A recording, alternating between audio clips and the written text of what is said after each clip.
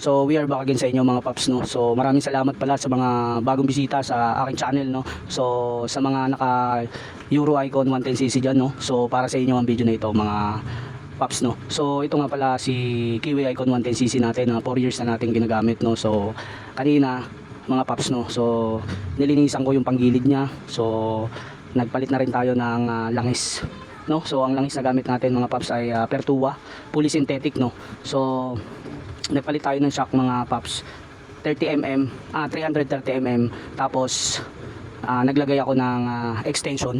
So ito yung extension niya mga paps. Ayan, extension.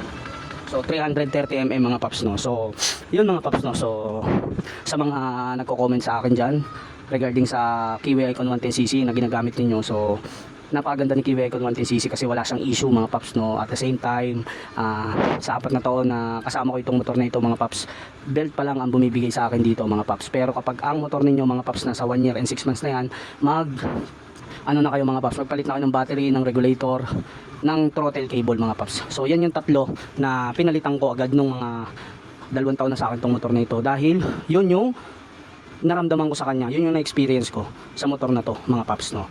So kapag halimbawa bumigay na yung regulator, mamamatayan kayo lahat ng ilaw, mawawalan siya ng power.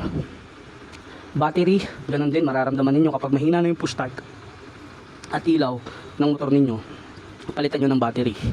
Kahit wag na muna yung spark plug, no.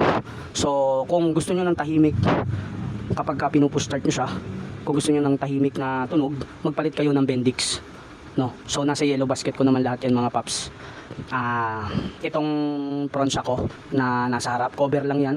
So 3 years ko na yung nakakabit dyan. So ganyan pa rin yung itsura niya. Nagpalit ako ng gulong mga paps. Ang harap ko is 100 by 80 by 14.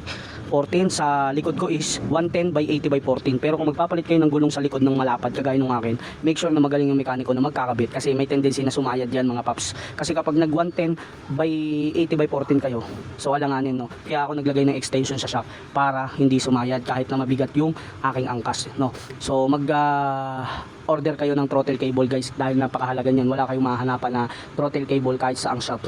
So Kiwi Icon 110cc lang talaga ang throttle cable nito na swak. So meron ako niyan sa yellow basket ko. Ilalagay ko diyan yung link sa yellow basket. Lahat ng mga nasa yellow basket ko plug and play yan mga paps, kaya hindi na kayo mahihirapan, no. So kung gusto ninyong magpalit ng side mirror, so nasa 150 pesos lang to. So meron tayong available sa yellow basket niyan. Itong bracket ng sec, ayan, plug and play nasa yellow basket ko. Top box nasa yellow basket ko mga paps. Yung air filter ni Kiwi Icon 110cc available yan sa aking yellow basket mga paps. Kung gusto nyo mag-order ng air filter, meron ako yan sa yellow basket.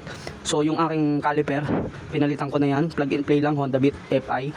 So yung ano ko, yung brake pad ko pang Honda Beat FI na yung binibili ko. So swak siya, no, swak sa stock ng caliper natin, si Honda Beat FI, no. So yun mga paps, no. So ito yung itsura ng signal light natin. Ayan, makikita nyo naman, parang pulis mga paps. Ayan. O sige na mga paps, no, kung gusto nyong mag-check out, ilalagay ko yung mga link sa yellow basket. Available na siya sa aking yellow basket. So mag-check out na kayo. So ingat mga paps, ride safe sa lahat, and God bless sa inyong lahat.